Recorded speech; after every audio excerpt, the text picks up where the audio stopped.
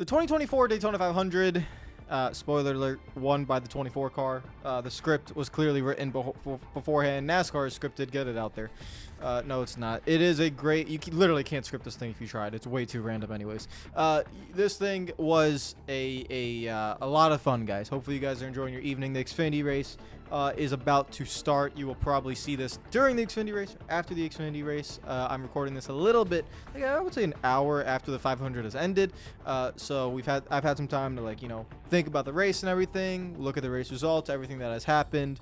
And think about it. What did you guys think of the Daytona 500? This was my first 500 watching on TV since 2021, which was the 500, the year after COVID and all that. So that was obviously I wasn't going to Daytona that year, but since 2019, I went to 2019, 2020, missed 2021, 2022, 2023. I've been to all of them, so I've not watched a Fox broadcast of the 500 in a few years, and I don't really remember the 21 500 to be honest. So I was really interested to see how that would play out. Well, what is the TV coverage like for the 500? So we'll get into it more in detail, but I was pleasantly surprised with I'm not gonna talk really about commercials and stuff. I know a lot of people have complaints about that, but just what I'm talking about is energy, commentary, information, how was the chemistry between Harvick and Boyer and everything there, and everything surprised me in a positive way. I think everything there was really good. Obviously, the call for the massive wreck I really enjoyed. The racing itself I really enjoyed as well. And it's definitely we are definitely in a new era of plate racing. This is kind of the norm now. I mean, with the stages being very equal in terms of lengths, 65, 65, and 70. With fuel saving being paramount, and that it's like the same. That's how it is in real life. It's the same on iRacing. The reason is, the car has so much drag. There was an amazing stat that I read earlier in the week that the pole lap was I think it's like 15 miles per hour slower than a pack lap, right? And let's go to the mid 2000s or something.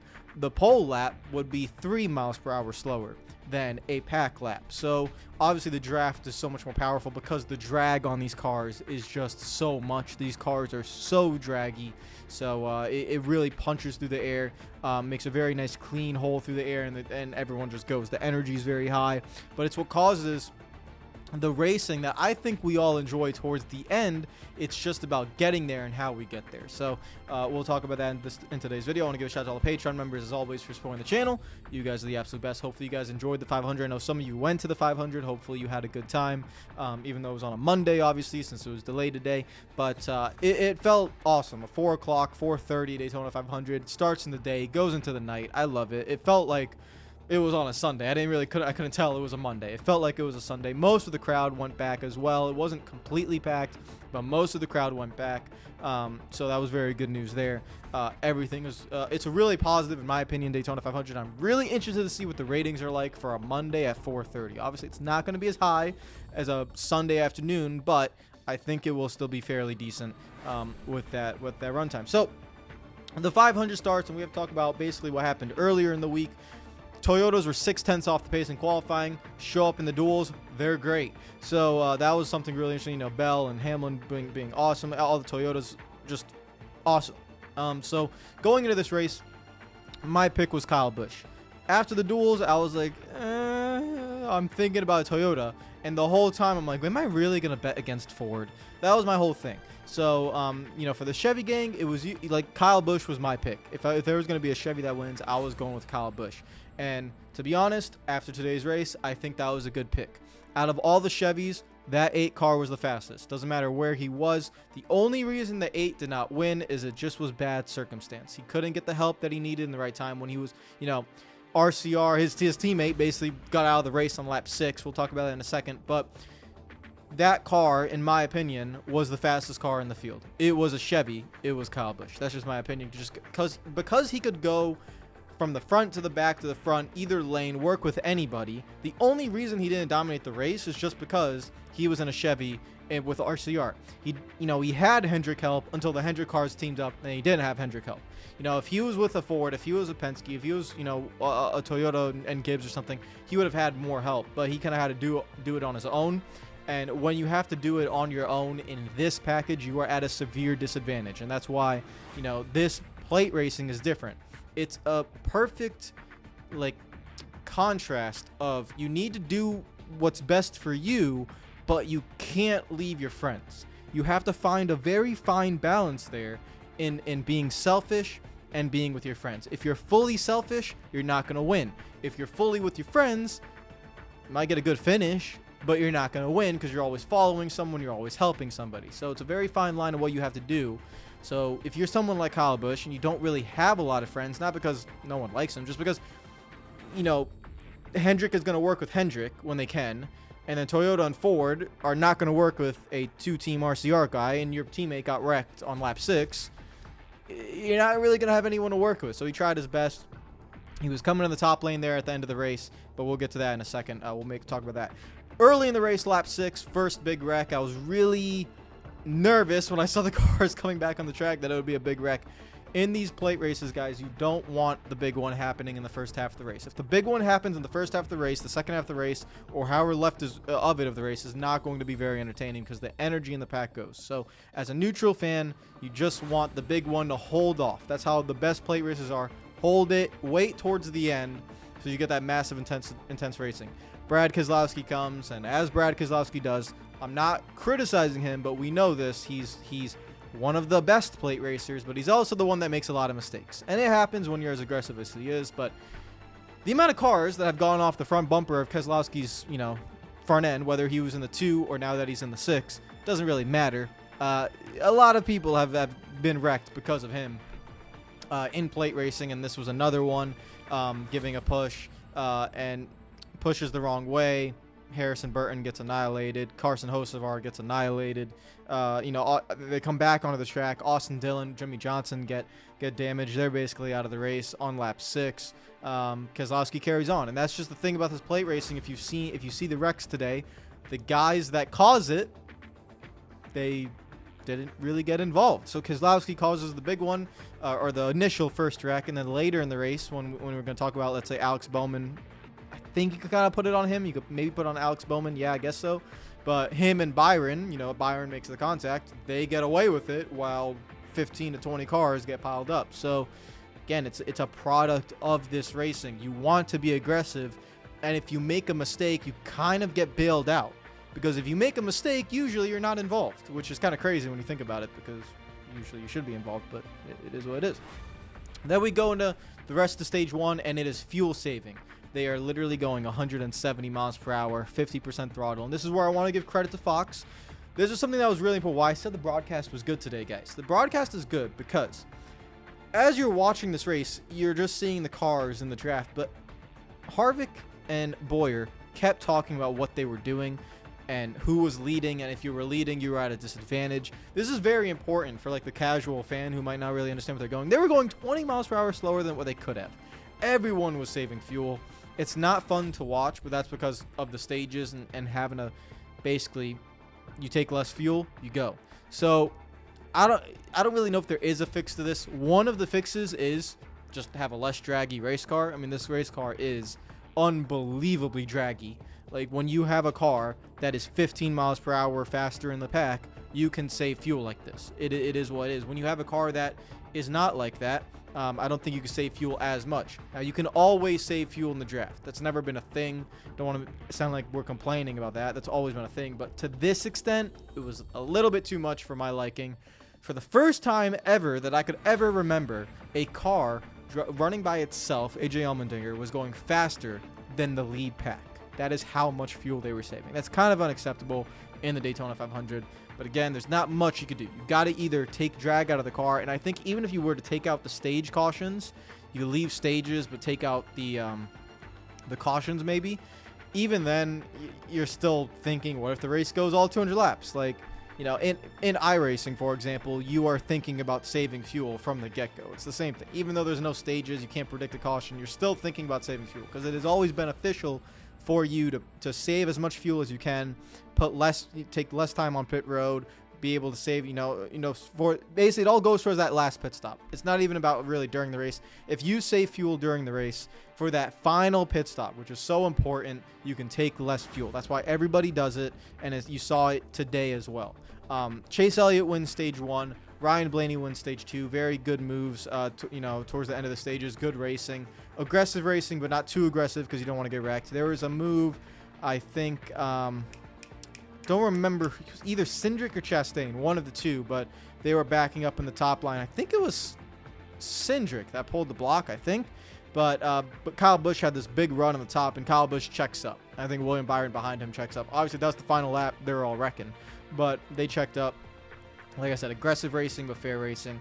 And then we get to the final stage. And this is where I feel like I was surprised by some guys. This is what I mean. Denny Hamlin and Joey Logano. I think they're two of the most experienced drivers out there. And I guess I'll throw Kyle Busch in this as well. I was confused as to why they were running so hard. I was definitely confused. Now, obviously, I sat here, for the last 3 minutes saying I wish drivers wouldn't save fuel. If I was a crew chief and I was in charge of a team, I'd be telling my driver to save fuel. It's what you got to do to win, as long as you stay in the pack. If you look at the majority of the Chevys and the majority of the guys that were running up front towards the end there, look from 40 to 30 to 20 to go, they were running towards the back half of the pack. They were saving fuel. And so because they were saving fuel, it seemed like in this race you did not want to pit first. You wanted to pit last because you were able to slow down the pack in front. And again, great job to the commentary team, Clint Boyer and Kevin Harvick, talking about this. As soon as that train comes from a set of cars that pitted earlier, they would talk about how it's the job of the 4 to 5 cars merging onto the track to try and side draft to break them up, make them swerve around like a bunch of, they're going around traffic cones to break them up. And that is what the Chevys did. And the reason why they were able to do that is because the whole majority of that final run, they were saving fuel. They were able to pit 2 to 3 laps later, get a solid run off pit lane. And when Logano and the Fords are coming with a hefty steam, yeah, they could get to the top 5, but they couldn't get to the lead. Ross Chastain, blocking for his life, doing a really, really good job. He had both Logano and Keselowski, 2 Fords going at each other, but they were the 2 Fords that are the most aggressive Fords. Remember, they're not teammates. So Keselowski and Logano were trying to one-up each other while also helping each other, but they were making moves at the same time, trying to pass each other. That's why it helped Ross Chastain be able to make the blocks in the lead. Blaney was behind Logano, behind Keselowski, trying to get hooked up there. Byron was on the bottom lane. The Chevys were on the bottom lane trying to work through there. And then there's a massive run down the back straightaway. Alex Bowman just gets this huge run, and there's not really anyone behind him, so he's just getting this massive run. He's shoving Byron through, and he gets Byron a little bit squirrely. So the thing about this car that's so crazy is that you go on the onboard with Bowman, you could hear that when he sees Byron get swirly, he checks up a little bit.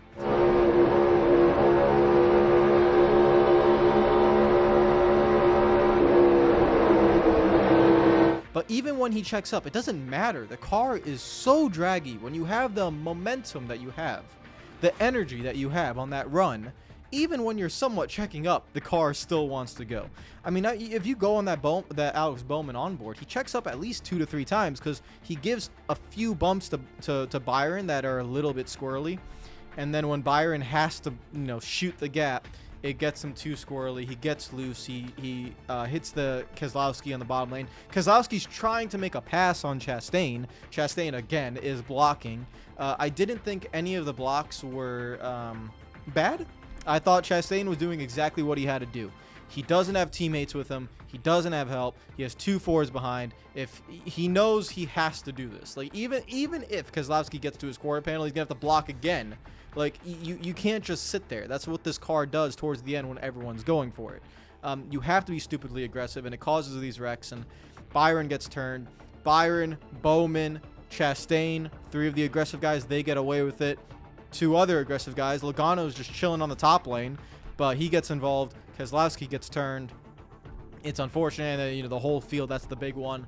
But even before that, it was 3 wide racing, intense, awesome racing. That's the thing about this package. You save fuel, the drivers take it easy. When the intensity ramps up, it really ramps up. And Harvick and Boyer were talking about it again, and everyone could feel it, especially Harvick. They were gonna wreck. They were 3 wide at a moment all the way through the field. The pushes were getting very intense. They were going to wreck. It was going to happen. It is a consequence of this type of racing. Very entertaining, but for the drivers out there, I want so you guys even know, like, there's no way to avoid it. There's absolutely no way. If you at any moment are not giving 100%, you're gonna go to the back. You're gonna hold up your line. You're gonna get put in bad situations. Everyone's going for the 500. It is what it is. Big one happens. Red flag comes out, and again, a big shout out to the Fox commentary crew doing a fantastic job with the replays. This is the one time with the production that I like them. Thank you, production team, for showing literally all the onboard in-car cameras they had. Everything that they had, they were showing. I wanted to see a Chase Elliott onboard. I didn't know if they had it. I didn't see it. But how Elliott made it through that, how Briscoe made it through that, unbelievable. Briscoe was kind of involved. Like, he didn't make it through it, but he was also technically involved. Elliott just, I don't know how. The seas parted for him. That was crazy. But everyone else basically got involved in it. Great. And they were talking about, the hits that the drivers take and everything. They kept showing that. Very, very good. So, like, the whole red flag, I was invested because Fox was doing a good job of keeping me invested with the details of what's going on. If Kevin Harvick keeps it up this way, I'm telling you, Harvick's a really good addition to the booth because he was in the car. He was in this car, so he's able to bring a lot of good details to it. We go into the final restart. It's a bunch of guys that haven't been involved. Chastain's up there, Byron's up there, Bowman's up there. Cindric is kind of the lone Ford. You have Toyotas of Christopher Bell and Adrian Allmendinger's up there. John Hunter Nemechek, we haven't really seen all races up there. And everyone's just going for it. Coming down to the white flag lap. Chastain, actually right before that, like I said, my pick was Kyle Busch. Kyle Busch is on the third lane, and he's coming. And they know, you have to block there. Elliott is not decisive with his lane choice, and so when Elliott goes to the top, it completely stalls out that top lane, and that killed Kyle Busch's momentum. It killed Elliott's momentum, and that was really, I was frustrated because Kyle Busch was my pick. I wanted to see him up there, but when that happened, it was done. So unfortunately for Chase Elliott, he kind of caused, that's his fault. But again, everyone's going for the 500. It is what it is. We move on. Coming out of turn 4, coming to the white flag lap, Chastain has this run out of hell. And again, not a problem with anyone. It is what it is. You're not going to lift. He goes for the gap. He barely gets clipped by Cindric on the bottom lane. The unfortunate part is that they wrecked coming to the line, basically going across the line. There was absolutely no way. And I know exactly what NASCAR Race Control was thinking at this moment. When you saw Chastain go down the track into the grass and you saw some other guys crash, they were hoping they didn't come back up the track because they would have kept it green. I promise you, they would have kept it green. As soon as they saw, I think it was Cindric coming back up the track, they hit the caution. So it's a very unfortunate circumstance where NASCAR definitely wanted to keep it green. If Cindric and Chastain just went towards the infield and didn't come back up the track, the race would have stayed green. It would have been a great finish of the 500. As soon as Cindric comes back up the track, NASCAR doesn't really have a choice. It's already past the start finish line. They have to throw the yellow. And it's basically a coin flip between Byron and Bowman at the time of the caution. Bowman was passing Byron. He had the momentum. But at the time of whoever hits that button when the caution comes out, Byron was ahead by a little bit. He wins the Daytona 500 with Alex Bowman in second. Overall, an anticlimactic finish of the 500. I never like 500s that finish under caution. In this one, nothing you can do.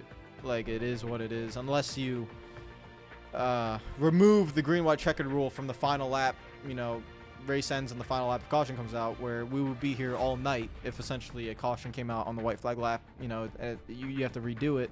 Yeah, the race wouldn't end until midnight, basically, until there's like 3 cars left. And probably then they'd still probably wreck. So it is what it is.